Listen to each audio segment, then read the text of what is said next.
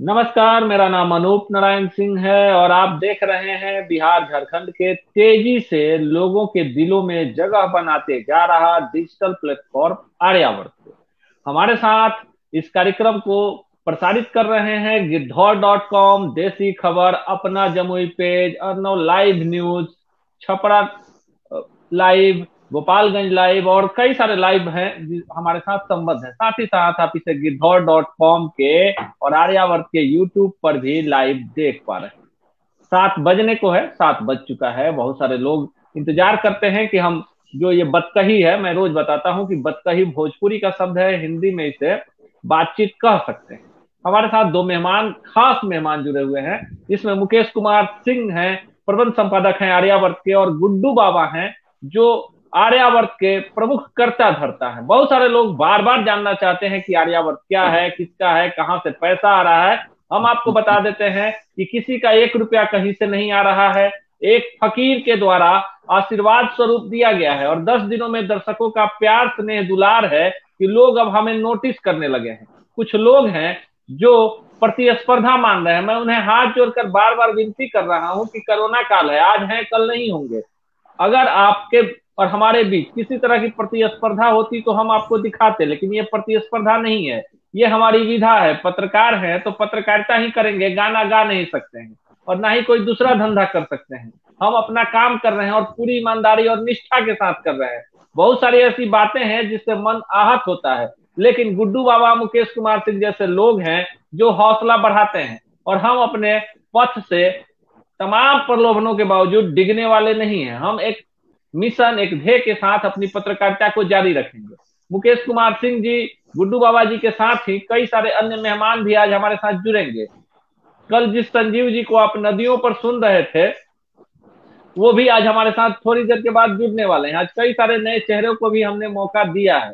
सबसे पहले हम आज के विषय पर चर्चा करने के लिए सीधे चलते हैं प्रबंध संपादक मुकेश कुमार सिंह जी के पास। अनुप जी, आर्यावर्त के हम तमाम दर्शकों का हार्दिक अभिनंदन करते हैं और हमारे बुजुर्ग हमारे साथ बैठे हुए हैं, गुड्डू बाबा, उन्हें भी हमारा सादर नमन है।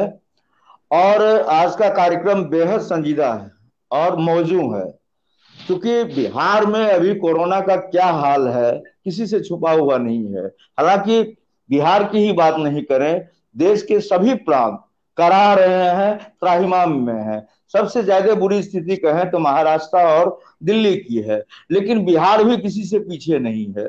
और जहां तक यहाँ के स्वास्थ्य व्यवस्था की बात है, तो पूरा स्वास्थ्य महकमा, पूरा स्वास्थ्य सिस्टम कंप्लीटली फेल्योर है, वेंटिलेटर पर है। आप जान आपको हम बताना चाहते हैं कि बिहार में 38 जिले हैं और पुलिस जिले 40 हैं। और ये तमाम पुलिस जिले जो 40 हैं, वहां पर जब आप आंकड़े देखेंगे, 38 इंफ्रास्ट्रक्चर की जिले बात हैं कर। मुकेश जी, थोड़ा सा हम करेक्ट कर दें। 38 जिले हैं, 2 पुलिस जिला है, एक अरवल और एक बगहा, दोनों को लेकर एक 40 है। अरवल और ये दर्शकों।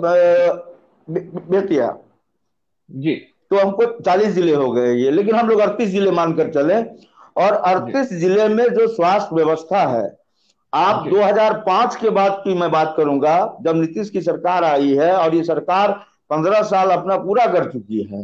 हालांकि जी। इस बीच में नीतीश कुमार जी लालू के साथ गए, उस कालखंड को हम लोग हटा दें, तो आप देखिए कि प्रत्येक जिला में 100 से ज्यादा सब हेल्थ सेंटर खोले गए। जितने प्रखंड हैं उतने जो प्राथमिक स्वास्थ्य केंद्र हैं वो खोले खोले गए। तकरीबन 30 से 40 सब जो है पीएचसी वो खोले गए। तो हम जब पूरा आंकड़ा जोड़ेंगे तो बिहार में 3,500 से ज्यादा हेल्थ सब सेंटर खोले गए। तकरीबन 900 जो है आपको सब पीएचसी खोले गए। लेकिन आश्चर्य की बात यह है कि आप किसी भी सदर अस्पताल को देख लें, किसी भी सदर अस्पताल में आपको, मैं सहरसा का रहने वाला हूं और सहरसा सदर अस्पताल को कोशिका पीएमसीएच कहते हैं। हालांकि पीएमसीएच की स्थिति भी कोई खास बेहतर नहीं है। 1970 में यहाँ पर 44 डॉक्टर की तैनाती की गई थी सदर अस्पताल में, लेकिन अभी मात्र डॉक्टर की बात करें तो हम 21 डॉक्टर हैं। अब 1970 में हमारी आबादी देख लीजिए, और आज की आबादी देख लीजिए, सदर अस्पताल में 44 की जगह 74 डॉक्टर होने चाहिए, तो मात्र 21 डॉक्टर हैं। और आप यह जानकर बेहद हैरान हो जाएंगे कि अमूमन जिले के जो सदर अस्पताल हैं वहां, अभी कोरोना काल की बात हम छोड़ दें, कोरोना काल से पहले मतलब सर्जन की भूमिका में स्वीपर मिलते थे। स्वीपर जो है टाके लगाया करते थे, सर पर अगर फटा है आपका तो वो सिलाई करते थे। तो ये हमारे यहाँ का स्वास्थ्य व्यवस्था रहा है। आप तमाम जगह जो है स्वास्थ्य के लिए ढेर सारे जो है भवन का निर्माण करा दिया करोड़ों की लागत में। लेकिन जब आप मेन पावर की बात करेंगे तो मेन पावर आपको सदर अस्पताल के लिए नहीं है। तो हम आपकी अदूरदर्शिता पर सवाल खड़ा कर रहे हैं अनूप जी, कि आपने इतने हेल्थ सब सेंटर, इतने सब पीएचसी क्यों खोल डाले? मकान बना करके आपने छोड़ दिया, खंडहर बन गए सारे, बहुत तो बने हुए हैं, उसका उद्घाटन हुआ और ताला नहीं खुला है, 2 साल से जो है बन के तैयार है। यानी कि जो पीछे बना है उसमें डॉक्टर और हम कंपाउंडर को नहीं बिठा सके, सदर अस्पताल को हम ठीक नहीं कर पाए। लेकिन हमने इतने सारे मकान बना दिए, अगर वह मकान नहीं बना करके सिर्फ जिले के सदर अस्पताल को दुरुस्त किया जाता तो आज हमारे यहाँ कोरोना में इतने लोगों की न तो मौत होती और न ही हमारी स्थिति कोरोना में इस तरह की होती कि हम लड़ने में अक्षम हैं। चलिए थोड़ा पूरी तरह से सरकार फेलियर है और जनता जब तक नहीं जागेगी। हालांकि मुकेश जी, आज आप वक्ता में नहीं, आज आप प्रस्तोता की भूमिका में हैं। धीरे धीरे जिस तरह से लोगों का प्रेम स्नेह दुलार है, दिन भर में कई सारे जनप्रतिनिधियों का फोन आ रहा है कि हम बेहतर काम करते हैं, हमें दिखाइए। गुड्डू बाबा इस बात के प्रत्यक्ष गवाह है कि कोरोना काल है, हर तरह के संकट हैं, हर तरह के रोड़े डाले जा रहे हैं, बावजूद इसके हम उतने ही मजबूत हो रहे हैं क्योंकि हम सच से कभी समझौता नहीं कर सकते। गुड्डू बाबा को सुन लीजिए। अन्य भी, संजीव जी भी बहुत अच्छे अच्छे आज प्रकरण लेके आए हैं, तत्कालिक विषय लेकर आए हैं। आज आप प्रस्तोता की भूमिका में हैं। आज मैं भी बैक स्टेज से, क्योंकि इस कार्यक्रम के जैसे कई सारे कार्यक्रम हम तुरंत और शुरू करने जा रहे हैं, तो आपकी भूमिका उसमें सबसे ज्यादा अहम है। गुड्डू बाबा। मुकेश जी बोल रहे थे, बिल्कुल सही बोल रहे थे। पिछले 15 साल में बिल्डिंगें तो बनाई गई हैं, प्रयास किए गए, लेकिन इंफ्रास्ट्रक्चर के साथ जो मैन पावर की जो बात थी, ह्यूमन रिसोर्स की बात थी, इस पर सरकार का ध्यान नहीं गया। और ये हम तो बार बार कहे हैं, तो हम ज्यादा कड़ा बोल देते हैं। ये व्यवस्था पिछले 15 साल में एस्टिमेट पर ज्यादा इनका ध्यान गया, मशीन उपकरण खरीदी गई, मशीन उपकरण चलाने वाले लोग नहीं दिए गए, मशीन कार्टून से नहीं खुली। तो ये सारी चीजें कमियां रही हैं। और हम लोग कोरोना को बार बार कह रहे हैं, अपने हर में कह रहे हैं कि हम लोग इसके एक अवसर के रूप में लें और सभी लोग मिलकर, हमारे पास तो पूरी ये क्या कहते हैं, बिहार में कितने अस्पताल हैं सारी लिस्ट मेरे पास में है। बिहार में 14 गवर्नमेंट मेडिकल कॉलेज हैं, सदर हॉस्पिटल 36 है, सब डिविजनल हॉस्पिटल 55 है, रेफरल हॉस्पिटल 70 है, कम्युनिटी हेल्थ सेंटर 210 है, प्राइमरी हेल्थ सेंटर 533 है, एपीएससी 1350 है, एचएससी 9721 है, आयुर्वेदिक कॉलेज 5 है, हेम्योपैथिक 1 है, यूनानी 1 है। आयुर्वेद के क्षेत्र में हमारे बिहार में जितने हॉस्पिटल्स थे, लगभग उसके पास जो टीचर की संख्या थी आयुर्वेद में 1785 आयुर्वेद के चिकित्सक थे, डॉक्टर थे।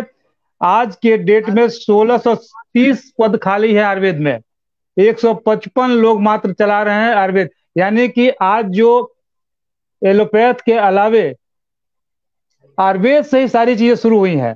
तो आयुर्वेद के क्षेत्र में जो बिहार अग्रणी था इस देश में, एक सोची समझी रणनीति के तहत सारे विद्यालयों को बर्बाद कर दिया गया। दरभंगा में एक रामेश्वरी आयुर्वेद महाविद्यालय है, उसकी 30 एकड़ भूमि लोगों ने लूट ली है। मैं उस पर संघर्ष कर रहा हूँ। सारे, मैं जब गया तो मुझे आश्चर्य लगा उस कॉलेज में कि आपको जो उसका प्रिंसिपल का चैम्बर था, शल्य क्रिया सिर्फ एलोपैथ में नहीं होती है, आयुर्वेद में भी शल्य क्रिया थी, पशु विभाग था, प्रसूति विभाग था वहां पर। एक से एक चीज, सारी चीजें आज भी वहां पर देखने को मिल जाएंगी।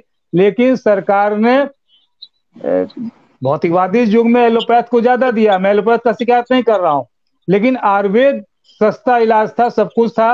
हेम्योपैथ को तो लोगों ने बर्बादी कर दिया। तो कहने का मतलब है कि सभी चीज में मैं डॉक्टरों की संख्या मैंने मैन पावर की बात बता रहा हूं। बिहार में टोटल पद है 57,433 मैन पावर की आवश्यकता है, और वैकेंट पोस्ट है 30,673। इसी से सोच लीजिए कि 55-60% इनके पास ह्यूमन रिसोर्स नहीं है। तो ये ऐसा नहीं है कि एकाएक ये चीज हुआ है, सही कह रहे हैं। पिछले 30 साल से जो कभी होने की शुरुआत हुई थी, 15 साल के लोगों ने सुधारने के लिए इच्छा शक्ति नहीं दिखाई। ये इतने आश्वस्त रहे कि चूंकि 15 साल वाले लोगों ने कुछ नहीं किया था, और तरह तरह की बातें बोलते गए, उलझाते चले गए, और हम लोग इतने बेवकूफ नागरिक बिहार में है कि हम लोग इनके झांसे में आते चले गए।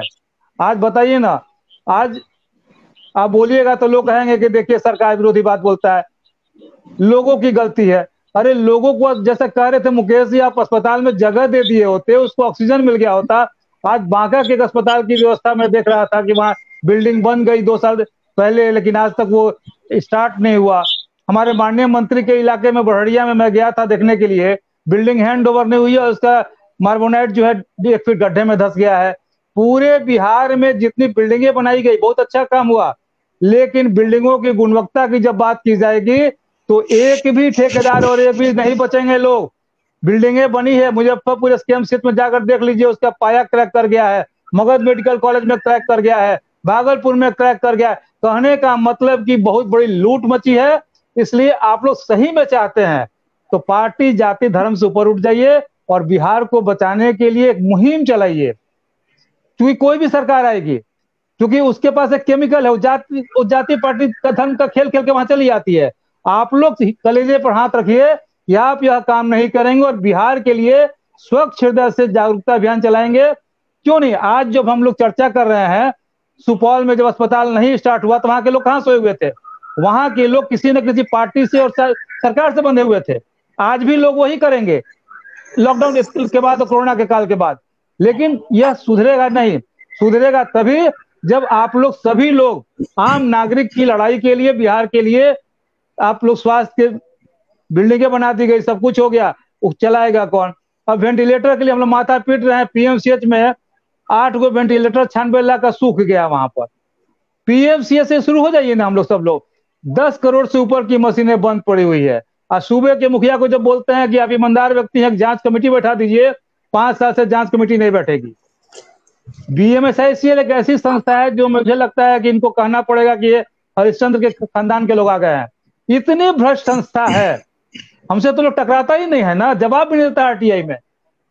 बिना मांगे हुए सुपरिटेंडेंट और सिविल सर्जन के मशीन वहां जबरदस्ती पहुंचा देता है। और इनकी हाथ इतनी लंबी है सीएम तक कि लोग डरते हैं सिविल सर्जन और सुपरिटेंडेंट से। बिना मांगे मशीन पहुंचाई जाती, मशीनें नहीं चलाई जाती, मशीन का सीएमसी नहीं होता है। कहने का मतलब है कि बहुत बड़ा ये अनियमितता है, और ये तब तक चलता रहेगा जब तक कि हम और आप भाषण जो दे लें।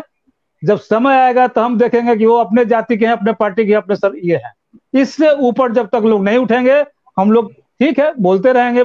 22 साल से कोर्ट में लड़ रहे हैं, और इसके बाद जब मुझे बारी दीजिएगा तब तक मैं तैयारी कर ले रहा हूं कि 21 जुलाई 2000 से 20 तक में कितनी जनहित याचिका सिर्फ स्वास्थ्य के क्षेत्र में हुआ है, और कितने आदेश कोर्ट को दिए गए, मैं बात में दूंगा। बाबा आ रहे आपके पास। आज हमने बहुत सारे नए मेहमानों को जोड़ा है। हमारे साथ जुड़े हुए हैं बनियापुर विधानसभा क्षेत्र से अजीत सिंह जी, हमारे साथ तरैया से जुड़े हुए हैं ज्वाला प्रसाद, जदयू के प्रखंड अध्यक्ष हैं। हमारे साथ जुड़े हुए हैं जाप के प्रदेश सचिव संजय कुमार सिंह जी, हमारे साथ जुड़े हुए हैं संघ विचारधारा के प्रखर वक्ता संजीव सिंह कौशिक, हमारे साथ जुड़े हुए हैं संजीव सिंह जी पुणे से। हम एक एक करके सभी लोगों के पास आएंगे मुकेश जी, क्योंकि एक दूसरा कार्यक्रम भी इसी प्लेटफॉर्म पे चल रहा है। तो हम आज मुकेश जी वरिष्ठ पत्रकार हैं, आर्यावर्त के प्रबंध संपादक हैं, और देश की पत्रकारिता में इनका बड़ा ही अहम योगदान है। तो आज जो एंकर की भूमिका में मुकेश कुमार सिंह जी हैं, हम सीधे संजीव जी के पास चलते हैं। 2-2 मिनट का समय सबको देना है, और फिर उसके बाद सेकेंड राउंड में सबकी बातों को लेना है। अजीत सिंह जी काफी अच्छे वक्ता हैं, लोगों ने बताया है। संजीव सिंह जी पुणे से हैं। संजीव जी। अनूप जी, मैं बिहार तक ही बिहार में ही मैं कोशिश करूंगा कि सीमित रहूं और थोड़ा उदाहरण लेके देश के दूसरे कोने से कोशिश करूंगा कि हम तुलना कर लें। जब मैं पटना में जब स्कूल और कॉलेज वो जब समय था, उस समय को मैं देखता हूं तो शायद प्राइवेट हॉस्पिटल कोई भी नहीं थे। और मैं प्राइवेट हॉस्पिटल के खिलाफ नहीं हूं, क्योंकि बीमारी और बीमार लोगों का बोझ आज प्राइवेट हॉस्पिटल के ही कंधे पे है, पैसे जो भी खर्च हों। लेकिन जब प्राइवेट हॉस्पिटल नहीं थे तो उस समय या तो मैं या अपने घर के लोगों को लेकर गया हूं पीएमसीएच में, और व्यवस्था शायद काफी अच्छी थी कंपेयर टू आज की हम बात कर लें। तो इसमें कहीं ना कहीं धीरे धीरे करके, कोई भी सरकार आई हो, धीरे धीरे करके किसी ने तो कुछ घपला किया है, मैं उस पर नहीं जाऊंगा। हर पार्टी के लोगों ने कुछ ना कुछ किया है, जिसके चलते आज सरकारी अस्पताल की व्यवस्था मर चुकी है। राजधानी में अगर कुछ नहीं है, पीएमसीएच में नहीं है, एनएमसीएच में नहीं है, और गुड्डू बाबा से ज्यादा कोई नहीं जानता है, अगर राजधानी में नहीं है तो ब्लॉक लेवल की बात ही आप छोड़ दें। दूसरी बात, कोई चीज आप एक बिल्डिंग खड़ी कर रहे हैं या कोई एक मशीन आप ला रहे हैं तो उसको आप ऑपरेशनलाइज करते हैं, मतलब आप एक व्यवस्था बनाते हैं कि उसकी देखभाल कैसी की जाएगी, क्योंकि वो एक दिन का नहीं है, वो सालों साल तक कैसे चलेगा। तो एक प्राइवेट हॉस्पिटल में एक मशीन खरीद का आता है और वो बहुत अच्छी तरह से चलता है, इनफैक्ट वो रेवेन्यू जनरेट करता है, और सरकारी अस्पताल में आते ही वो खत्म हो जाता है। कारण इसका बता रहा हूं, जो सरकारी अस्पताल में या तो सामान आ रहे हैं या फिर उसके देख रेख की जिम्मा है, ये हमारे इनकम्पिटेंट लोग को दिए गए हैं। और ये इनकम्पिटेंट लोग कौन हैं? या तो सत्ता में बैठे हुए लोग के भाई भतीजा या रिलेटिव या कुछ हैं, या पार्टी से जुड़े हुए लोग हैं जिनका लेन देन का हिसाब है। तीसरी बात पे मैं आ रहा हूं, कोरोना से रिलेटेड है, और यहां पे मैं दूसरे राज्य से तुलना करूंगा। पटना जैसे शहर में, पटना से बाहर में नहीं जाऊंगा, ब्लॉक में तो बहुत ही बुरा हाल है, वहां की भी थोड़ी सी बात कर दूंगा। पटना जैसे शहर में मुझे अगर 15 दुकान घूमने पड़े हैं। संजीव जी, एक बार में, क्योंकि परिचर्चा हम एक बार सबसे विषय प्रवेश करा लेते हैं, और सेकेंड राउंड में बाबा के पास बहुत सारा डाटा है। मुकेश जी खुद कोरोना से पॉजिटिव थे, तो वो डाटा भी देखेंगे। और आप जो बता रहे थे कि पटना हवाई अड्डे पर आप जाइएगा, जो टेस्ट है वो नहीं हो पाए, उस पर भी बात करेंगे। हम लिए चलते हैं थोड़ा सा, देखिए जो नए मेहमान हैं, हम आपको लिए चलते हैं बनियापुर। देखिए अब तरैया की बात तो संजय जी रख देते थे, आज उनके प्रखंड अध्यक्ष को भी हमने जोड़ा है जदयू के, संजय जी के पास पूरा थाती है, वो भी बोलेंगे। अजीत सिंह के पास चलते हैं, क्या व्यवस्था है, क्योंकि सरकार के समर्थन में आप हमेशा रहते हैं, आपको नहीं लगता है कि व्यवस्था में खामी है? लोगों को जो सुविधा मिलना चाहिए कोरोना काल में, अजीत जी, वो नहीं मिल पा रहा है, क्या सोचते हैं इस विषय पर? आपकी आवाज नहीं आ रही है अजीत जी, आपकी आवाज नहीं आ पा रही है। आपका माइक है वहां से, अगर आपने माइक ऑन नहीं किया है, आपकी आवाज नहीं आ पा रही है। जी बोलिए, जी बोलिए।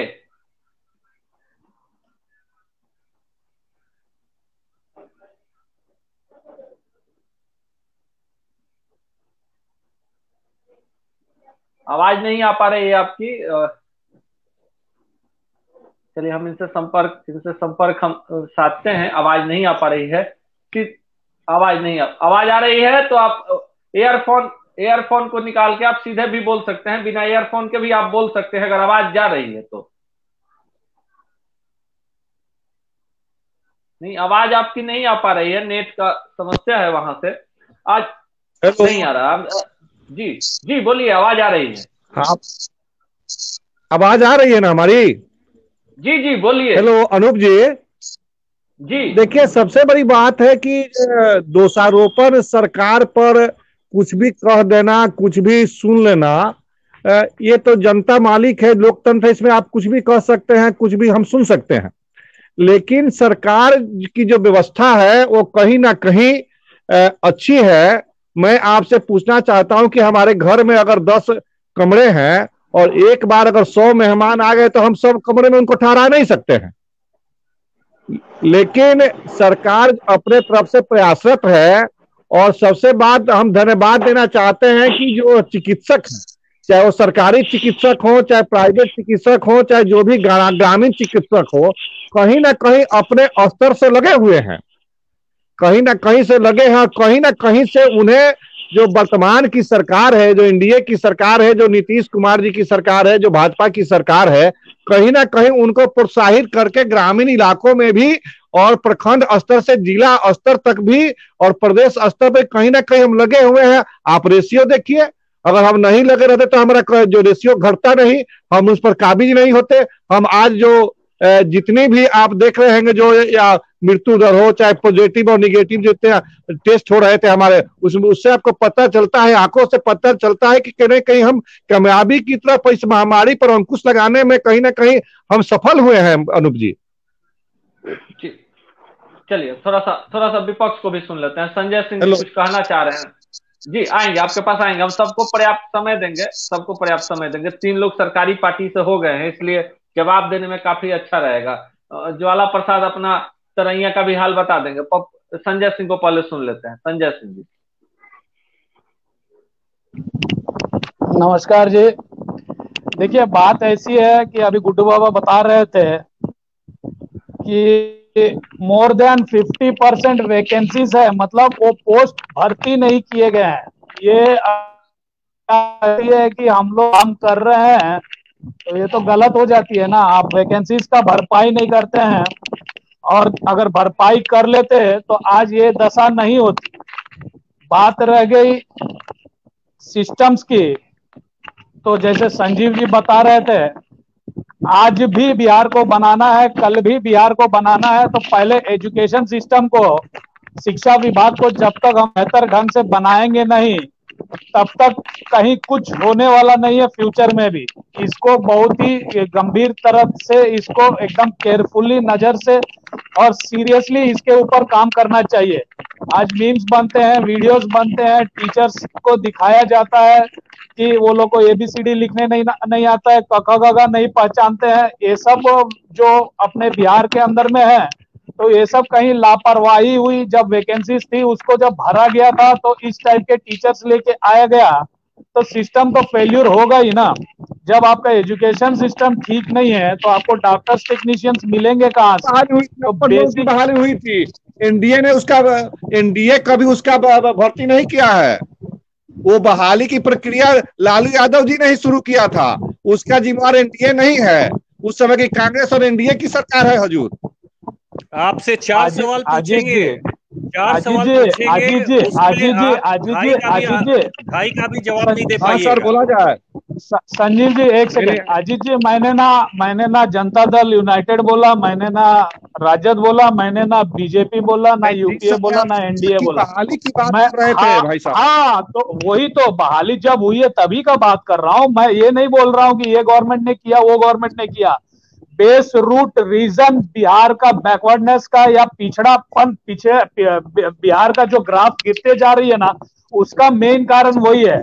आप ऐसे बोलेंगे तो मैं तो कहीं ना कहीं स्टडी करता हूँ। नीति आयोग का रिपोर्ट के हिसाब से 85-90s में ये चालू हो गया था। प्राइवेट स्कूल्स, प्राइवेट कॉलेजेस का लाइसेंस दे दिए गए थे, जहां पे जमीन भी नहीं हुआ करती थी और लाइसेंसेस दे दिए गए थे। मैं आपका सरकार, मेरा सरकार करने वाला समय चला गया अजीत जी। अभी जैसे बाबा बता रहे थे, जब तक सब लोग मिल बैठ के काम नहीं करेंगे ना, तो जो स्थिति और दुस्थिति हो गई है ना, इसको संभालना बहुत मुश्किल हो जाएगा। अपना पीढ़ी तो गया, अगला पीढ़ी के लिए सहमत है, ये बात से सहमत है कि वही बात हम बोल रहे हैं। आज जो परिस्थिति हम लोग बना के रखा है ना, चाहे जैसे भी, कोई भी डायरेक्टली या इनडायरेक्टली सभी लोग जिम्मेदार है। वोट दिया हूं मैं तो जिम्मेदार हूं, वोट लिया हूं मैं तो जिम्मेदार हूं। तो इसलिए कोई भी डायरेक्ट या इनडायरेक्ट सभी लोग का जिम्मेदारी इसमें है। तो बिगड़ा है तो अभी सुधारने में जब बैठे हैं तो सबको साथ आना पड़ेगा। अब ये जात पात का ये सब खेल अभी भी खेलते रहेंगे और जो युवा है वो लोग आज भी नहीं समझेंगे तो एक और जनरेशन एक और संजय जी आज हम आंकड़ों पे बात करेंगे। संजीव कौशिक जी आपका जब समय आएगा आज हम आपको दे देंगे। आज आप क्योंकि संघ विचारधारा के आपको हम पर्याप्त समय देंगे एक एक करके जो जिस तरह से है, और जिसकी जब बारी नहीं होगी तो हम आवाज को बंद रखेंगे। इससे क्या होगा कि दूसरे के बीच में आपको नहीं आना, जब आपका मौका आएगा तब आप बोलिएगा। ज्वाला प्रसाद है जदयू के प्रखंड अध्यक्ष हैं तरैया के, चलिए आपका क्या कहना है, कितना सफल है? जी सभी लोगों को मेरा बहुत बहुत धन्यवाद है और ये आर्यावर्त को भी मेरा नमस्कार है। मैं सभी लोगों को यह बताना चाहता हूं कि आज जो सरकार कर रही है वह बहुत कुछ कर रही है। आज से जो 15 साल पहले की स्थिति थी जहां बिल्डिंगें न थी, आखिर जब तक बिल्डिंग खड़ा नहीं होंगे तब तक उसमें लोग आएंगे कैसे, व्यवस्थाएं कैसे दिया जाए? आज की बात करिए, हाथ जोड़ के हम आज की ही बात कर रहे हैं, तुलना नहीं करिए। आज की बात जैसे हमारे संजय भैया बताया कि आज की बात के लिए तो हम लोग सारा तैयार ही है। हमारे लिए जो कमियां सामने आ रही है, जो समस्याएं हैं उस पर निदान किया जा रहा है, सारी व्यवस्थाएं देखी जा रही है। अगर कहीं इन्होंने बताया कि बहाली नहीं हुई तो अभी डॉक्टर की बहाली भी होने जा रही है। आपने देखा होगा कि हमारे माननीय मुख्यमंत्री जी ने उस पर अपना संज्ञान लिया कि अगर यदि उनको लगा कि कम है हमारे स्वास्थ्य कर्मचारी तो वहाँ उस पर काम हो रहा है। शिक्षक कम थे तो उस पर भी काम किया गया। हाँ, गुणवत्ता की बात है तो गुणवत्ता भी दिए जा रहे हैं, धीरे धीरे सब परिवर्तन है और पहले जैसा नहीं है। पहले जो था उससे बहुत कुछ बदलाव है। आज मैंने स्वयं वैक्सीनेशन वैक्सीन लिया है। आज की जो व्यवस्था मैंने देखी, आप जाइए अपना काम करिए, लाइन में लगिए और सारी व्यवस्थाएं। आप तरैया की बात कर रहे हैं, मैं भी तरैया का ही बात कर रहा हूँ। तरैया में जाइए, कहीं किसी प्रकार का कोई दिक्कत नहीं है, सब जगह से व्यवस्थाएं हैं, सारी व्यवस्थाएं। नहीं, तरैया में एम्बुलेंस कितना है? एक हॉस्पिटल में कितना एम्बुलेंस है बताइए? आप प्रखंड अध्यक्ष हैं जदयू के, कितना एम्बुलेंस? अभी तरैया में हम तरैया के हर पंचायत में लगभग एक एम्बुलेंस है, लगभग प्रत्येक पंचायत में। यानी यहाँ 13 पंचायत है तो वो कहाँ गया? जवाब देंगे? जी उसमें से कुछ हमारे पंचायत में भी आया हुआ है, हमारे प्रखंड के पंचायत में भी आया हुआ है।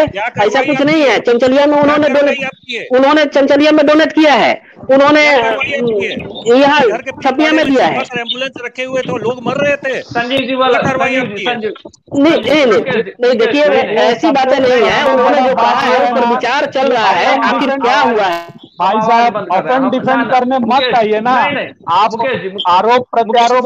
मुकेश जी नहीं आवाज हम बंद कर रहे हैं। मुकेश जी थोड़ा संजीव कौशिक जी को सुन लीजिए, उसके बाद आपसे आग्रह है कि 5 मिनट का समय गुड्डू बाबा के पास डाटा है और सभी मेहमानों को 3-3 मिनट का टाइम दीजिएगा। दूसरे तरफ हमारे ही चैनल पर अभी भोजपुरी सिनेमा के एक बहुत बड़े चर्चित कलाकार है कुणाल सिंह जी का भी लाइव इंटरव्यू मैं ही देख रहा हूँ। हमने प्रयोग किया है कि एक साथ 5-7 कार्यक्रम हम आपके लिए लेकर आए, इसलिए मुकेश जी इस कार्यक्रम को देख रहे हैं। और जब आपकी बारी आए तो बोलिए, सबको पर्याप्त टाइम मिलेगा। बीच में अगर आपको आपत्ति है तो आप उंगली उठा सकते हैं, आपको समय मिल जाएगा, हम पूरा इस पर नियंत्रण रखे हुए हैं।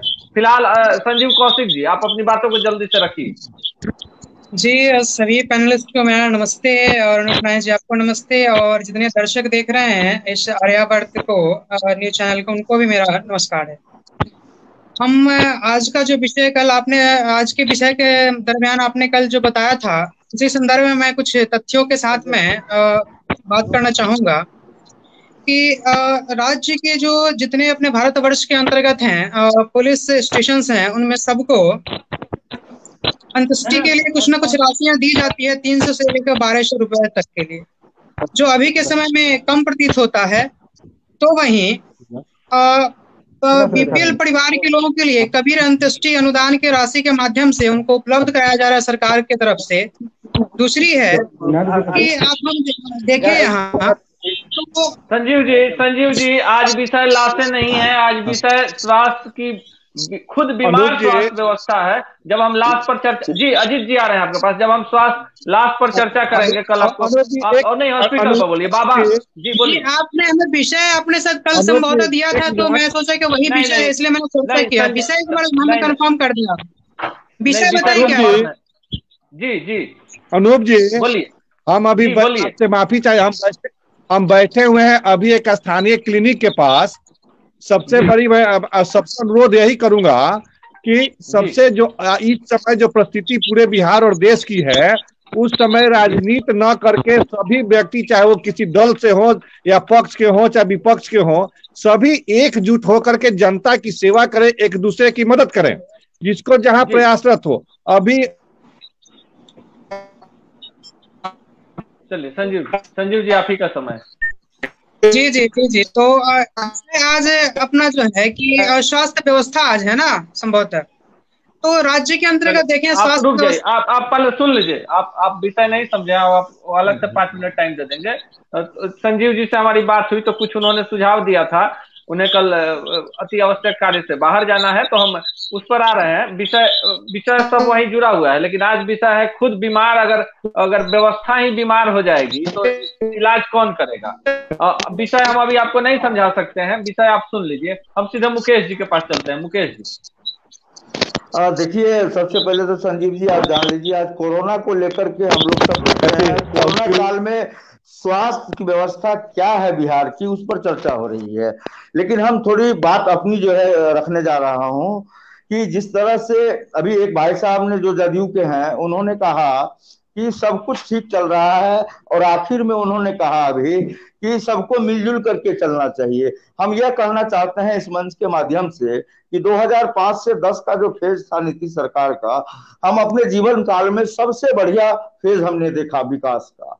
लेकिन 2010 के बाद का जो समय रहा वह बिल्कुल लेन देन का समय रहा, यानी भ्रष्टाचार चरम पर रहा, और तमाम जो चीजें बनी, गुड्डू बाबा ने बताया आपको, सब कुछ कमीशन खोरी की वजह से जो है बनाई गई।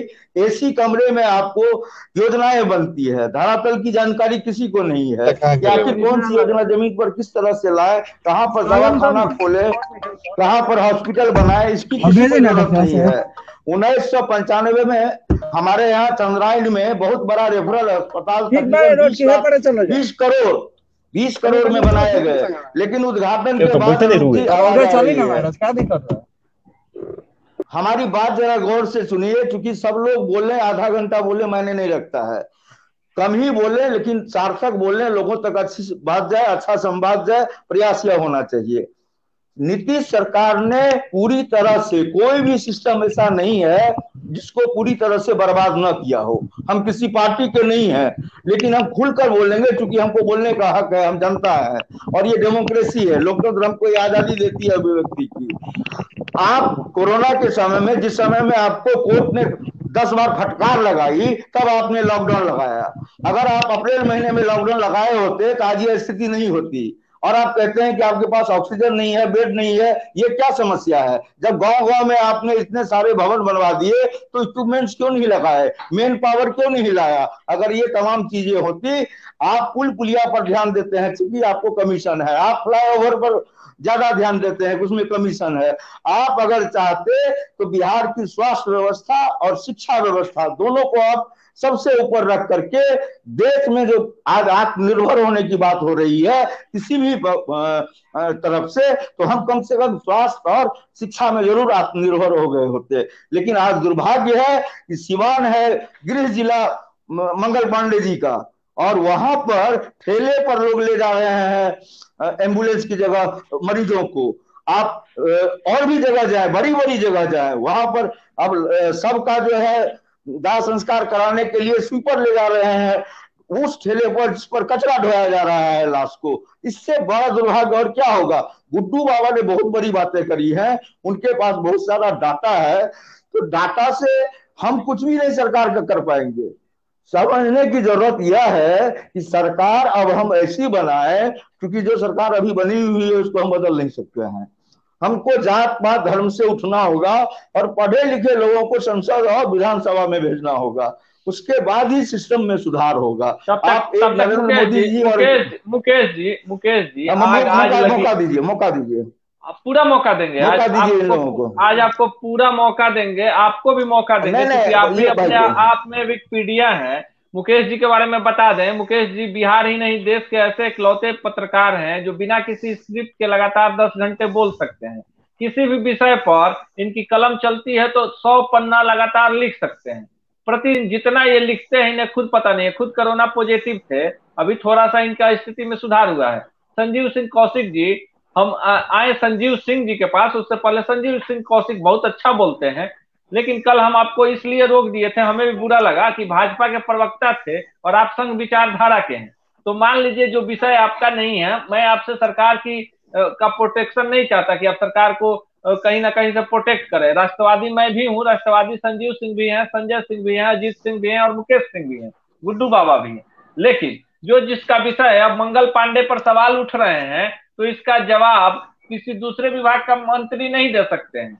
अगर नीतीश जी पर सवाल उठ रहे हैं तो उसका जवाब सुशील मोदी जी नहीं दे सकते हैं। जिससे सवाल है लोकतंत्र में, उसको जवाब देने दीजिए। संजीव सिंह कौशिक जी, सीधा सवाल है, क्योंकि बहुत सारे विषय पर हम लोग आगे बढ़ चुके हैं, कि बदहाल हो चुकी स्वास्थ्य व्यवस्था के बारे में आप क्या सोचते हैं?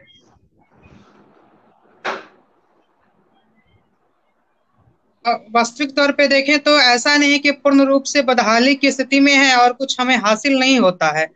पीएमसीएच की बात करें या फिर एनएमसीएच की बात करें, आईजीएमएस की बात करें या फिर ग्रामीण क्षेत्रों की बात करें, अगर मैं अपने गृह जिला की मैं बात करूं तो वहां पर भी देखें तो पानापुर प्रखंड के अंतर्गत भी ऑक्सीजन व्यवस्था उपलब्ध है, वहां पर तरैया में भी उपलब्ध है। वहां के जो आपके डॉक्टर्स लोग हैं उनसे भी मेरी चर्चाएं हुई तो उन्होंने कहा कि नहीं, उपलब्धता यहाँ पर भी है और लगभग सारण जिला के प्रत्येक ब्लॉक स्तर के जितने अस्पताल हैं उनमें ऑक्सीजन उपलब्धता है, जांच करने की किटें हैं, इन सारी चीजों की उपलब्धता रही है। अब रही बात कि आप कहते हैं कि क्या स्थिति यहाँ पे सुधर रही है। अगर ऐसा नहीं रहता, हम अगर युद्ध स्तर पर नहीं लगे होते, यहाँ के जो चिकित्सक हैं अभी भगवान के ईश्वर के रूप में है, वो अपने विषय को इस तरह से संचालित करके नहीं रख पाते तो हमारी बदहाली और भी बेहतर होती और खराब होती, हमारी बेहतर होने की सवाल ही नहीं उत्पन्न होता था। अब आईजीएमएस में चले जाए। संजीव जी देखिए, कुछ चीजें हैं ना जिस पर हम लोग रोज चर्चा कर लेते हैं। संजीव सिंह जी ने बहुत अच्छी बात की, पहले बात को समझ लीजिए। हम डॉक्टर के गुणवत्ता पर सवाल आज नहीं उठा रहे हैं कि डॉक्टर काम नहीं कर रहे हैं। हमने नहीं, हम उस पर नहीं, अब सीधा जवाब दे, देखिए सीधा जवाब दीजिए, आंकड़ा है, हम आपको सुन लेंगे। जब व्यवस्था ही बीमार होगी तो जिस राज्य का गृह सचिव मर जाता है, जिस राज्य का मुख्य सचिव मर जाता है, उससे बड़ा कोई पदाधिकारी नहीं होता है। संजय सिंह भी जानते हैं, हम लोग भी जानते हैं। जिस राज्य का नहीं, जिस राज्य का, मान लीजिए ईश्वर न करे किसी के अर्चित परिचित कोई बीमार हो जाए, प्राइवेट हॉस्पिटल पटना में किस कदर से लोगों को लगता था पैसा देंगे इलाज हो जाएगा, उनकी भी बदहाल स्थिति है। सीधे आप हाँ या ना में जवाब दीजिए, क्या बिहार की स्वास्थ्य व्यवस्था खुद बीमार है? ना ही मैं सरकार के तरफ से विशेष कुछ मैं पक्ष रख रहा हूँ, लेकिन जो वास्तविकता है मैं वो तो कह रहा हूँ ना कि कहीं ना कहीं जो आप कह रहे हैं सिस्टम की बात है कि नियुक्तियां नहीं, तो डॉक्टर भी सिस्टम के अंग है। अब रही बात कि आपने जो कहा कि इस तरह से, तो हम देखते हैं कि स्वास्थ्य व्यवस्था के अंतर्गत यदि सुचारू रूप से प्रक्रियाएं नहीं चल रही होती तो हमारी स्थिति बहुत बदतर होती।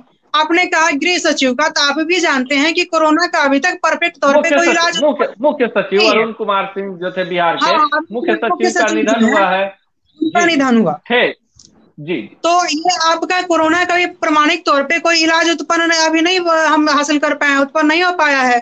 तो इस आधार पे हम देखें तो अभी हमारी तरह क्या है कि इम्यूनिटी बढ़ाने के लिए जो प्रिकॉशन है वही है, ऑक्सीजन लेवल व्यवस्थित तरीके से रहे। और अभी देखें कि राज्य सरकार हमारी कितनी तत्पर है कि आपका ब्लैक फंगस को महामारी घोषित कर दी उसने। तो अभी चमकी ब्लैक देखिए क्या होता है ना, देखिए आप हो या हम हो, गुड्डू बाबा को सुनिए, गुड्डू बाबा को सुन लीजिए, फिर हम आपको समय देते हैं। संजीव जी आप इंतजार कीजिए, आपको भी आपके पास भी है गुड्डू बाबा जी। ठीक है, दिया जाए। गुड्डू बाबा ने 22 साल तक सामाजिक जीवन जिया है और बिहार के लोगों के लिए जिया है। एकदम इसको खोलकर सुन लीजिए। बिहार के 6500 अस्पतालों की साफ सफाई, सुरक्षा की सारी जवाबदेही इस निकम्मी व्यवस्था ने बीएमएसआईसीएल को दे दिया।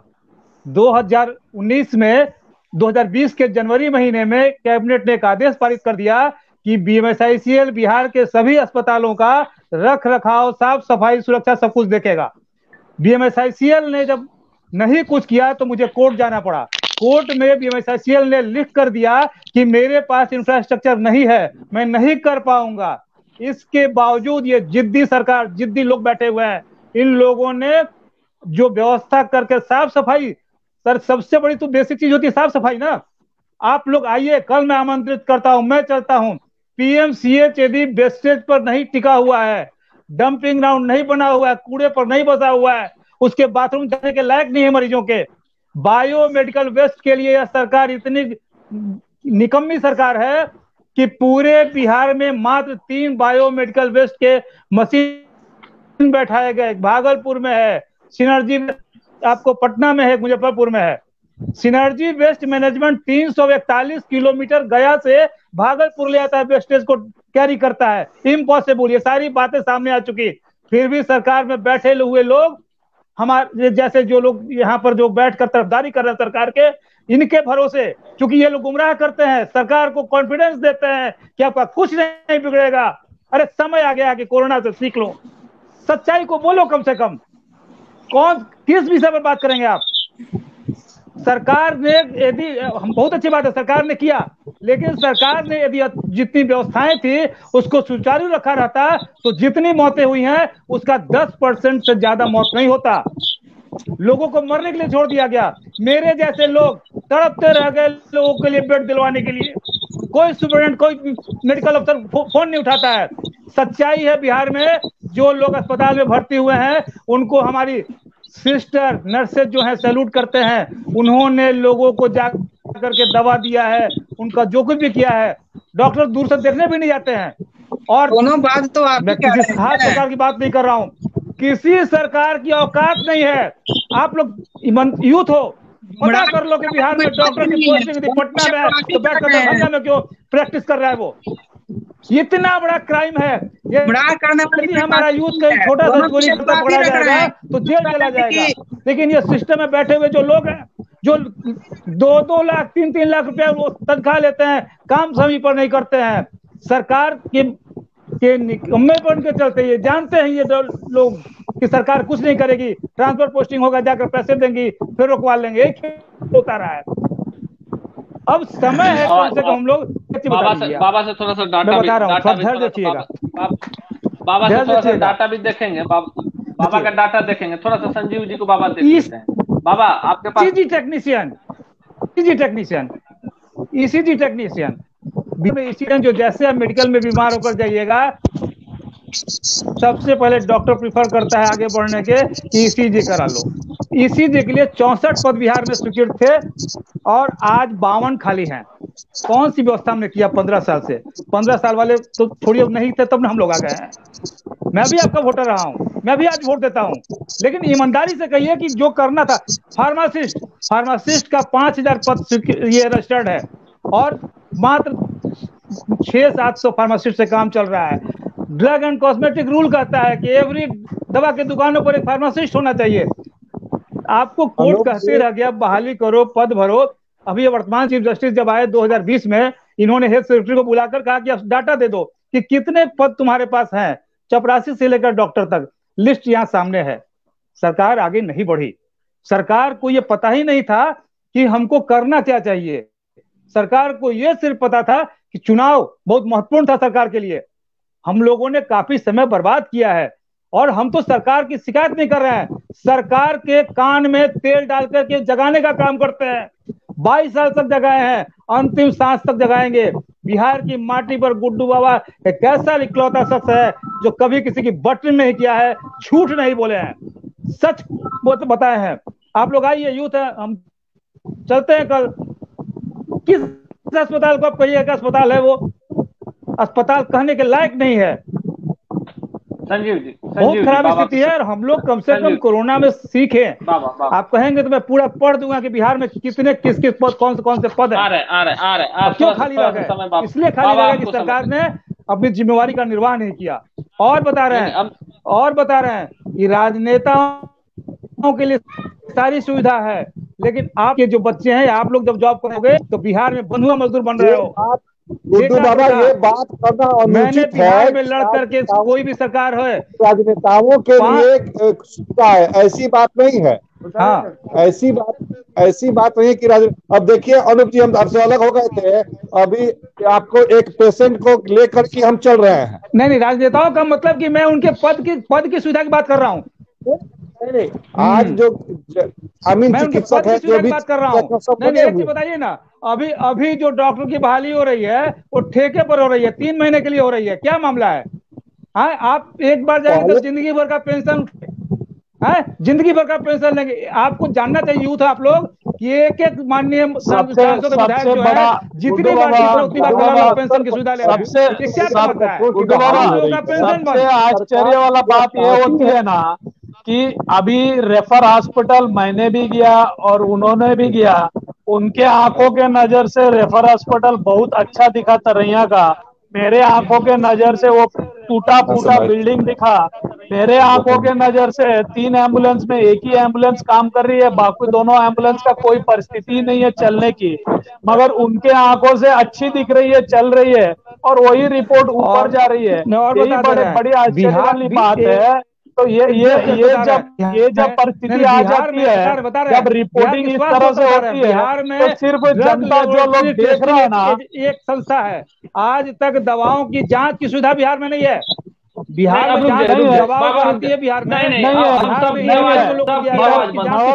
मगर आज जो सरकार है, उनका जो प्रवक्ता आगे बैठ जाएंगे, वो लोग उसको भी डिफेंड करने के लिए तैयार हो जाएंगे। आज तो मेरे को बहुत आश्चर्य लगा कि हॉस्पिटल का पोजीशन ठीक है, किस तरह से बोल पा रहे हैं, ये मेरे को डाइजेस्ट नहीं हो रहा है। क्या संजीव जी, आप जो तस्वीरें देख रहे हैं, आपको कहीं दिख रहा है? संजीव सिंह जी, आप पुणे में बैठे हैं, कोई टेलीविजन पे आप देख रहे हैं बिहार के हॉस्पिटल्स, आपका मन खुश हो रहा है? ये जो परिस्थिति है ना, ये Sanjeev ji, this is what matters. नहीं होता है इसको जो लोग अफेंड कर रहे हैं ना, फिर आगे का फ्यूचर को भी खराब कर रहे हैं। ये चीज को समझने की जरूरत है, इसको लोग समझने को तैयार ही नहीं है। मतलब हमारे आंखों से खराब दिख रही है, इनके आंखों से अच्छी दिख रही है, ये कैसे हो गई ये समझ में नहीं आ रही। फंडामेंटल चीज से आप उठा लीजिए, जिस चीज में कोर्ट की दखल हो जाए कि कोर्ट उस चीज को निगरानी कर रही है। कोर्ट क्या होता है? Court is the custodian of your constitution, और सरकार का काम है उसको कानून बनाना। सरकार के द्वारा अगर सरकार कानून बनाकर पालन नहीं कर पा रही है, तब कोर्ट इंटरफेयर करती है। मतलब ये होता है, सीधे जान लीजिए, सरकार निकम्मी है, नहीं कर पा रही है, इसलिए कोर्ट डंडे मार के करवाती है। सबसे पहली बात, मेरा सवाल ये है ना, दूसरी बात मेरे आंखों से दूसरी तरफ से दिख रही है। मैं बता दूं, मैं घाटन कर जाता हूँ, मैं पटना में धक्के खाया हूँ थर्मोमीटर के लिए मुझे 15 दुकान घूमने पड़े हैं। 15 दुकान थर्मोमीटर के लिए घूमना पड़ा है। क्यों घूमना पड़ा है? थर्मोमीटर सरकार काम कर रही है, दुकान मुझे घूमना पड़ा थर्मोमीटर के लिए। नहीं उठा सकते हैं। बिल्कुल सरकार है, निकम्मी सरकार है, गंदी सरकार है, भद्दी सरकार है, बातों को वापस सरकार है। सरकार ने क्या किया? कोर्ट आपकी सरकार ने क्या दिया? सरकार नहीं चला रही है भाई, क्या बातों को वापस लीजिए। यही सरकार है, सरकार क्या है? सरकार की हमने देखा है, लोगों ने सुना है। इस सरकार पे मर्डर का मत चाहिए, आप वोट कर रहे हैं। संजीव नहीं, ऐसा नहीं चलेगा, मुकदमा चलाना चाहिए। मालूम है क्या हुआ है? आरटीपीसीआर टेस्ट के लिए मैंने 2100 रुपए दिए हैं। मालूम है क्यों? एयरलाइंस, मुझे अभी की बात बता रहा हूं, मुझे फ्लाई करना है, और फ्लाई करने के लिए 48 घंटे में रिपोर्ट चाहिए होता है, और उसके लिए कह रहे हैं कि 5 दिन 6 दिन लगेंगे, और मुझे 2100 रुपए देने पड़े हैं सेम चीज के लिए। पुणे से जब मैं फ्लाई कर रहा था, मेरे पास सुन लीजिए, आंकड़े नहीं दिखाइए,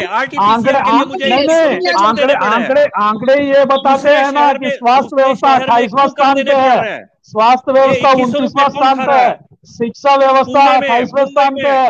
ये तो आंकड़े ही बता रहे हैं ना, ये तो स्टैटिस्टिक्स ही बता रहे हैं, ये तो स्टैटिस्टिक्स ही बता रहे हैं कि बिहार की क्या पोजीशन है। इसके गवाह है। गुड्डू बाबा का मैंने पूछा कि भाई मुझे फ्लाई करना है, कोई व्यवस्था करा दीजिए। तो सुना जाए, आप जहाँ रहते हैं वहीं के विषय में कह रहा हूँ, आप सुना मैं जाए थोड़ा। पटना की बात कर रहा हूँ, पटना की बात कर रहा हूँ, मैं पटना रहता हूँ। पटना की बात कर रहे हैं, महाराष्ट्र सरकार की कुछ चीजें कमियां नहीं, पटना की बात करिए, मैं पटना से हूँ। पटना पटना पटना 2100 रुपए क्यों लिए RT-PCR का? 2100 रुपए मुझसे क्यों लिया गया RT-PCR? अरे भाई साहब वो बिहार के हैं, पटना के हैं, वो बिहार के बात कर रहे हैं। मैं पटना से हूँ। 2100 रुपए, 2100 कहाँ से उठा के लेके आ गए? महाराष्ट्र का आंकड़ा दिखाने बैठ गए आप महाराष्ट्र का आंकड़ा दिखाने बैठ गए। बिहार सरकार मेरे से लूटी है। संजीव जी, आप RSS के नहीं है, आप सरकार के हैं। आप सरकार के हैं। नहीं, झूठ बात। ऐसे ही तो RSS भी बदनाम हो रही है अभी। मैं बिहार की बात कर रहा हूँ, RSS को हाथ जोड़ के कह रहा हूँ, बहुत डिसिप्लिन ऑर्गेनाइजेशन है। आप सुनने को तैयार नहीं है, आप सुनने को तैयार नहीं है। दे रहे हैं, आप जवाब नहीं दे रहे हैं।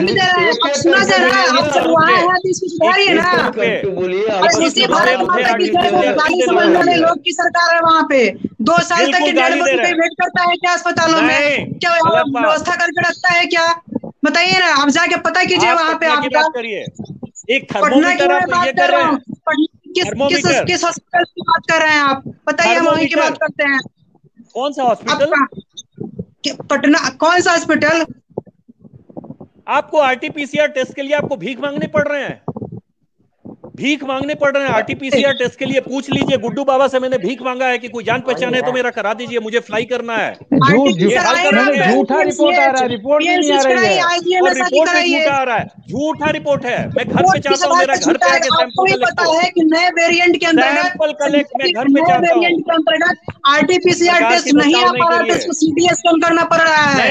जानकारी के अभाव में नहीं बोलना चाहिए आपको। ये पूना में क्यों नहीं हो रहा है? महाराष्ट्र में क्यों नहीं हो रहा है? कलेक्शन करने वाला आदमी ही आपके पास नहीं है। नए वेरिएंट का है, विजय फतह करने की तरफ आगे बढ़ रहे हैं। थर्मोमीटर नहीं मिल रहा है, दवा के लिए भटकना पड़ रहा है। आप पूछ लीजिए गुड्डू बाबा से, मैं अपने पॉकेट से ऑक्सीजन लैब टेक्नीशियन बिहार में होता है, इतनी परेशानी नहीं होती है। CT स्कैन नहीं करना चाहिए, इस हिसाब से आप कर रहे हैं। टेक्नीशियन है मंगल क्यों नहीं है? अब तो इतनी सारी टेस्ट हो रही है, ऐसे ही हो रही है, कोई मतलब बिना टेक्नीशियन की कर रहे हैं जांच। मरी हुई सरकार है, जांचें हो रही है। संजीव जी बताएं हमें। आप लोगों को बीमारी है, आप लोगों को बीमार है, आप ग्रस्त हैं, आप सरकार को कोसने के आप लोग सही कभी नहीं बोल सकते।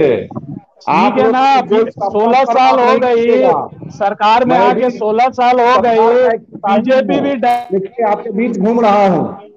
आप सरकार को दोष में, आपने किसी को ऑक्सीजन दे दिया तो आपने खैरात है, आपका मानवता का धर्म है आपको ऑक्सीजन देना, किसी को दवा मदद करना। इसमें सरकार का आप बिहार की जनता के हित की बात कीजिए, सरकार की बात तो सरकार नहीं कहा जाएगा तो किससे कहा जाएगा? अनूप जी दीजिए हमको बात करने के लिए, किससे कहा जाएगा? सरकार से नहीं बोलेगा तो किससे बोलेगा? 30 साल में 15 साल मैंने लालू जी से भी लड़ा है, मैं इनसे भी लड़ रहा हूँ, आने वाले से भी लड़ूंगा। किस पे बोलेंगे? जी बिल्कुल, आप सरकार से प्रश्न खड़ा कीजिए। मैं ये नहीं कह रहा कि प्रश्न खड़ा नहीं होना चाहिए, सरकार गलत करती है तो उस पर प्रश्न खड़ा हो, लेकिन सरकार जो सही करती है झूठी सरकार ने ये काम किया। कौन सा काम सरकार सही की है?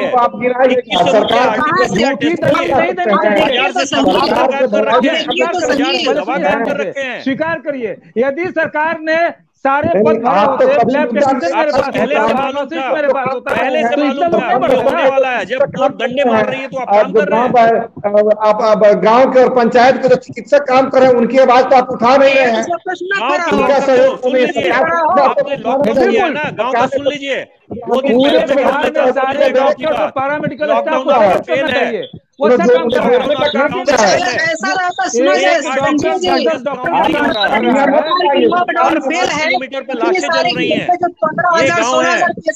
कम कैसे हो गई? कंटेनमेंट जो सही तरीके से काम नहीं किए तो कैसे कम हो गया? छपरा जिला के मैं बात बताऊं, आज 20 केस की मात्रा रही है छपरा जिला के, छपरा के अंतर्गत। आपको ध्यान रहना चाहिए। मैं जिस पकड़ के सरकार का काम कर रहा है, इसका मतलब सरकार खत्म हो चुके हैं। आज वहाँ के DM साहब ने कंटेनमेंट जोन खत्म हाई कोर्ट इस चीज को कंसीडर कर रही है। ऐसे बिना मतलब का खड़ा करने कंटेनमेंट जोन फेल रहा, लॉकडाउन फेल रहा, ये सरकार की व्यवस्थाएं फेल रही, तब किस सुधार कर रहे हैं? कैसे अपने आप कम हो जाती है क्या? कैसे अपने आप कम हो जाती है क्या? आप कहें कि राजस्थान के अंतर्गत 403 बच्चों की कैसे आई है? सरकार गलत बात है भाई। जमीन पर मैं भुगता हूँ, भीख मुझे मांगने पड़े हैं आरटीपीसीआर टेस्ट के लिए, थर्मोमीटर के लिए भीख मांगना पड़ा है मुझे। ये बिहार का हाल है। हर 5 किलोमीटर पर लाशें मैंने देखी है जलते हुए। निकम्मी सरकार है, कोर्ट डंडे मार के काम करा रही है। बेशर्म सरकार है, मर चुकी है। किस ऐसे आप कह रहे हैं कि निकम्मी सरकार हो गई कि इतनी सारी व्यवस्था करा दिया? उसी कोर्ट पे आप प्रश्न उठा रहे थे ना संजीव जी, उसी कोर्ट पे कल प्रश्न उठा रहे थे, उसी कोर्ट पर आपको विश्वास नहीं था कल? आप बता रहे थे ना कि जो सेवा कर रहे हैं उसको जेल भेज दिया, जरा न्यायालय पर भी कल आपको विश्वास नहीं था। कैसे विश्वास हो गया न्यायालय पर आपको? किस आधार पर न्यायालय पर विश्वास हो गया? ये तो नहीं होना चाहिए ना आपको। अब सरकार कर रही है तो कोर्ट करवा रही है, अब कोर्ट नहीं, सरकार नहीं करे, सरकार निकम्मी है। सरकार पांडे केवल प्रचार प्रचार प्रचार काम क्या है? प्रचार हो रहा है, आसपास के लोग डाटा ध्यान रखें। एवरीडे सरकार की तरफ से केंद्र सरकार मदद कर रही है इसकी। अब ऑक्सीजन कंसंट्रेटर उठा के देखें, रेमडेसिविर इंजेक्शन को देखें, आपको पता होना चाहिए।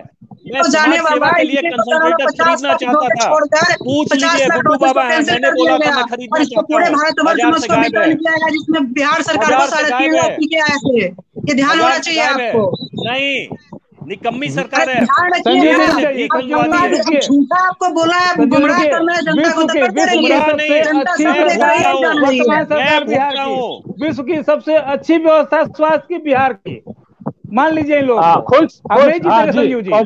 विश्व की सबसे अच्छी व्यवस्था स्वास्थ्य की बिहार में, विश्व की सबसे अच्छी सरकार बिहार में बेस्ट है, इसको स्वीकार कर लीजिए, ज्यादा अच्छा है। चूंकि मैं आग्रह करूंगा जिससे जानकारी नहीं हो, हमारे साथ नहीं जाता।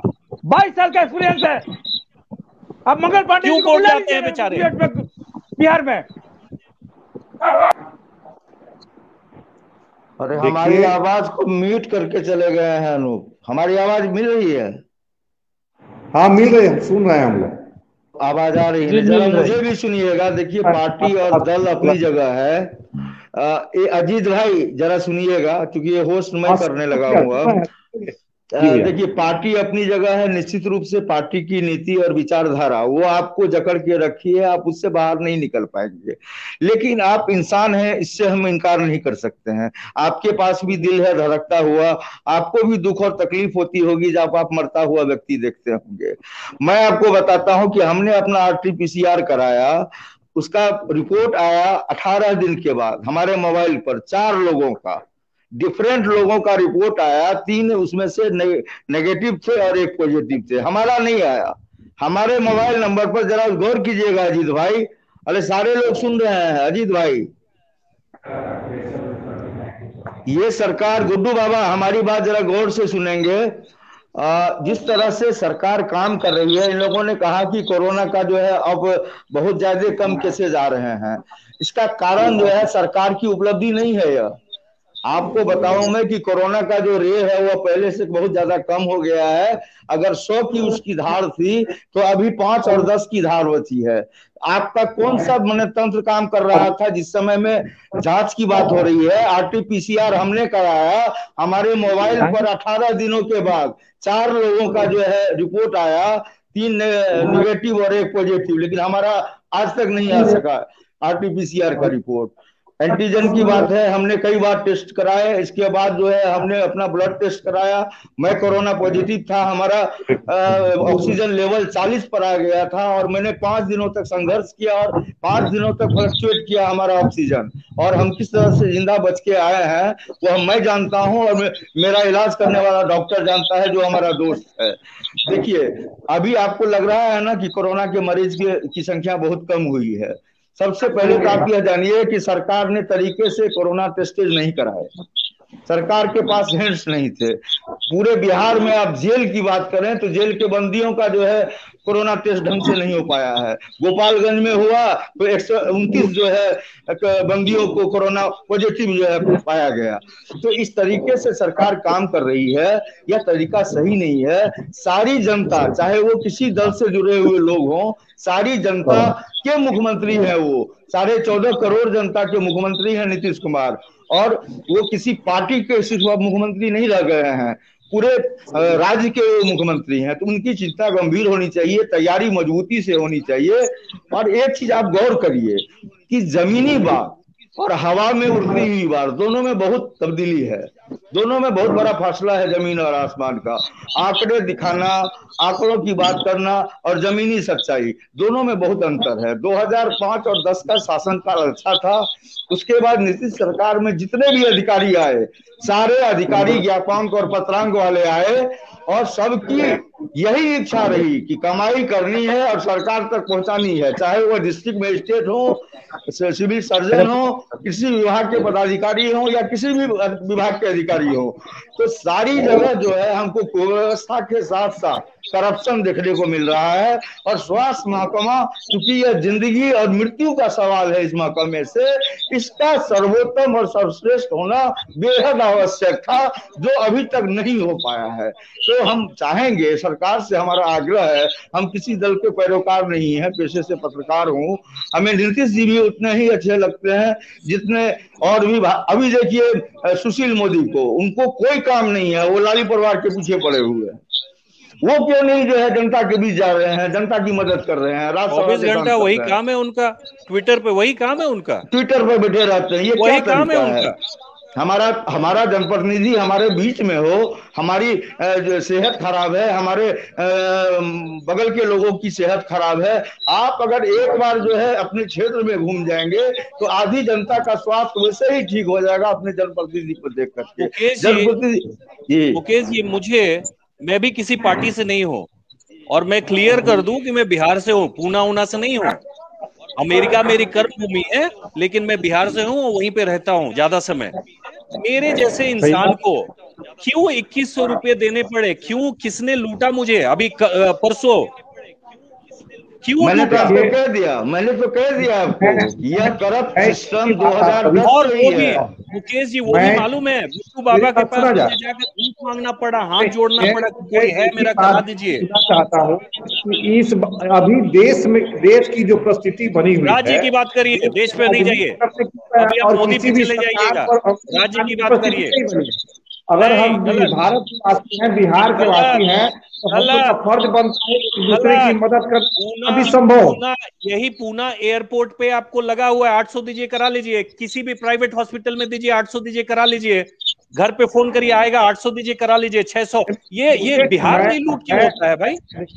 जहाँ कहीं खूबी होती है वहाँ कहीं ना कहीं कमी होती है भाई। सीखिए ना, हमारे यहाँ केवल कमी है। अरे हमारे यहाँ सुनिए, कॉपरेट कर बात है। हमारे यहाँ 2 खूबी बता दीजिए, 2 खूबी बता दीजिए, अभी का 2 खूबी बता दीजिए, बस बताइए। सोच में पड़ गए। बता रही है भाई साहब, कोरोना से मामले में 2 खूबी बता दीजिए जो कि अब बाकी स्टेट से अच्छे हैं। 2 खूबी बता दीजिए। अरे भाई जी, मैं बता दूं कि वैक्सीनेशन के मामले में बिहार पूरे इंडिया में दूसरे स्थान पे है। संजीव जी, अभी मैं बताता हूं आपको, आंकड़ा उठा के देखिए कितने डोज लगे। कोविन ऐप से सारे प्राइवेट हॉस्पिटल को आप बिहार में जो आंकड़ा बाकी हुआ है, कोविन ऐप पे सारे प्राइवेट हॉस्पिटल है। आपके पास वैक्सीन नहीं है, इसलिए आपने प्राइवेट हॉस्पिटल को हटा दिया। आप वैक्सीन भी 45 दिन कर दिया, अब 45 दिन को 84 दिन कर दिया, क्योंकि आपके पास वैक्सीन नहीं है। प्राइवेट हॉस्पिटल जनता को आपने बोला फ्री में देंगे, उसके ऊपर भी विचार कर रही है, उनको भी प्रोत्साहित कर रही है। क्यों हटाए? क्यों हटाए बताइए? देखिए सरकारी तंत्र का औकात नहीं है। अब गुड्डू बाबा के पास ही आना है। 1.25 लाख वैक्सीन सरकारी अस्पताल है नहीं, मरी हुई अस्पताल है, मरी हुई सरकार है, मरी हुई सरकार कहां से हमारे जैसे आम जनता की देखभाल कर पाएगी? भाई जी मरी हुई सरकार मरी हुई सरकार है, डंडे मार रही है ना, तब सरकार काम कर रही है। कोरोना नहीं बचाई गई होती मरी हुई सरकार होती तो हमारे घर में लोग आज भगवान हमारी भरोसे बचे हैं। सरकार ने जो अपनी जान हथेली पर हमारे लेकर घर में भी लोग पॉजिटिव थे, हमारे घर तो MBBS MS न होने के बाद भी दिन रात लोगों की सेवा में लगे हुए हैं। उनको प्रोत्साहित करके उनको भी मदद करने का काम, उनको भी मुख्य धारा में लाने का काम करे। हमारी सरकार ने उन्हें 15,000 रुपया देने का फैसला लिया है। तो रही बात की अभी जो बातें हैं, मैं आपसे बार बार आग्रह कर रहा हूं कि किसी भी सरकार पर उंगली उठाने की जरूरत नहीं है। हम लोग अपना मनुष्य का धर्म अगर निभाते हैं तो हम इस पर विजय प्राप्त करेंगे। इस पर हमें काम करना चाहिए। नहीं अभी और तो सही जिसमें बात है। भाई साहब देखिए उसमें खूबी अजीत होती जी, है। कोर्ट तो शांति उसमें करके तो सरकार से काम करा रही है। अगर यही देखिए आप किए रहते, अजीत गुड्डू जी, बाबा को 25 साल से धक्के क्यों खाने पड़ते हैं? सरकार इनका मान ले काम कर देना, इनको कोर्ट जाना पड़ता है। क्यों जाना पड़ता है? मैं कोर्ट पे भरोसा कर रहा हूँ, इसीलिए कह रहा हूँ कि कोर्ट काम करके सरकार का काम करा रही है। जाकर पहले अपना प्राथमिक उपचार यही सुविधा है कि सरकार काम नहीं कर रही है सरकार काम ना, है। मार रही है तो सरकार काम कर रही है। आपके पीरा समझ रहे हैं संजीव जी, आपके पीरा समझ रहे हैं आप कहाँ